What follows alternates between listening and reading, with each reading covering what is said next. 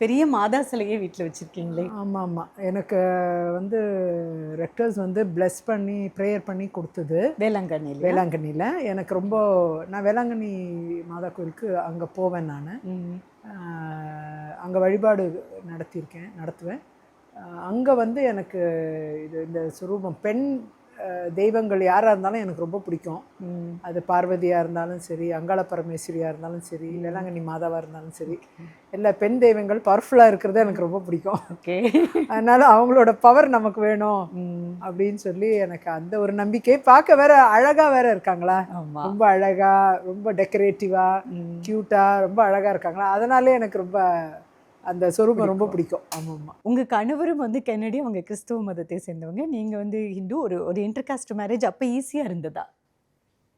இல்லை, intercaste marriage நாங்கள் அதை பற்றிலாம் இன்டர் ரிலீஜனா இன்டர்காஸ்ட் அதெல்லாம் நாங்கள் பார்க்கவே இல்லை. பரவாயில்ல, அதெல்லாம் பற்றி அவரும் கேர் பண்ணல, நாமளும் கேர் பண்ணல, ஃபேமிலிஸும் அதை பற்றி கேர் பண்ணல. நாங்கள் எங்களோட எஜுகேஷன் தான் முக்கியமாக பார்த்தோம். அவரும் நல்லா வெல் எஜுகேட்டடு, நானும் எஜுகேட்டட். அதனால் ஈஸி வெரி ஹைலி மெச்சூர்டு. நாங்கள் அதெல்லாம் பற்றி நாங்கள் எது பற்றியும் பார்க்கல. நாங்கள் எந்த இதையும் போய் தோண்டி இது இந்த காஸ்ட்டு அந்த மதம் அது இதை எது பற்றியும் நாங்கள் அதுக்கு ஒரு இம்பார்ட்டன்ஸ் கொடுக்கோம். உங்கள் பிள்ளைங்களுக்கும் இப்போ எல்லாருக்கும் அதே தான், அதே சூழ்நிலை தான்.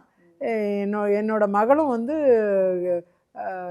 கிறிஸ்தவத்தில் தான் கல்யாணம் பண்ணி கொடுத்துருக்குறேன். அவங்களும் ரோமன் கேத்தலிக்ஸ் தான்.